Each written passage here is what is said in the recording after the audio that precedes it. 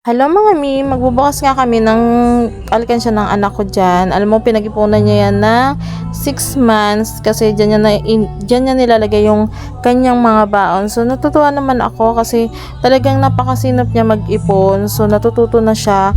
So sabi niya sa mga tira niyang baon, "Mama, ilalagay ko na lang to sa alkansya ko para pagka marami na, kapag napuno ko na yung alkansya ko ay mabibili ko na yung battery ng tablet ko." Sira kasi talagang battery ng tablet niya, guys. Kaya talagang nag-ipon siya na para makabili lang ng battery ng tablet niya.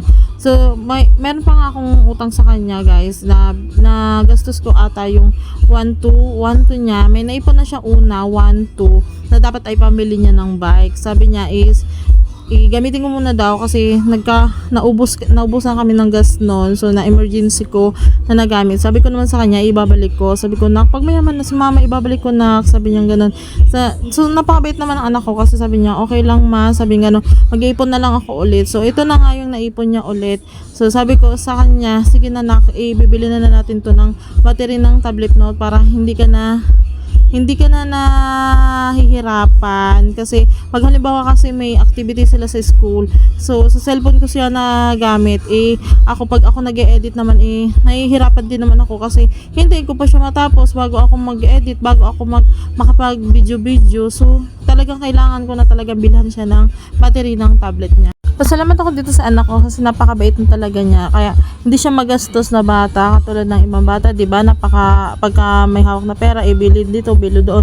Siya hindi talaga siya nagabili.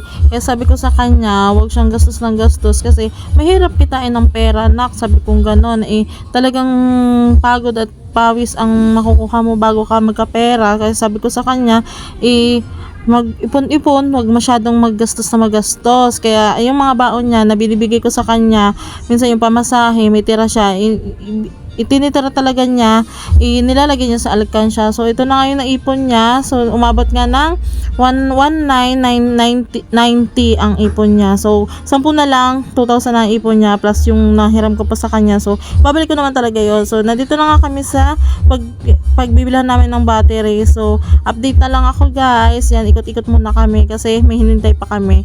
So hinintay pa namin si Josawa. Bye!